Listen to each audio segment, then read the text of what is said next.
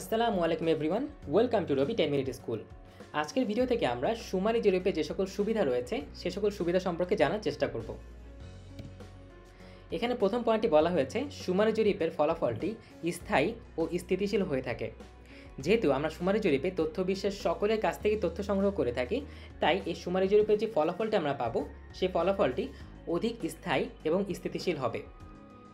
পরের পয়েন্টে বলা হয়েছে দেশের মোট জনসংখ্যা নির্ণয় বা আদমশুমারিতে শুমারি জরিপ করতে হয়। এক্ষেত্রে তোমরা যদি নমুনা জরিপের মাধ্যমে দেশের মোট জনসংখ্যা নির্ণয় করতে চাও, সেটি কিন্তু কোনোভাবেই সম্ভব নয়। সেক্ষেত্রে অবশ্যই তোমাকে শুমারি জরিপ করতে হবে, তাই এটি শুমারি জরিপের একটি সুবিধা।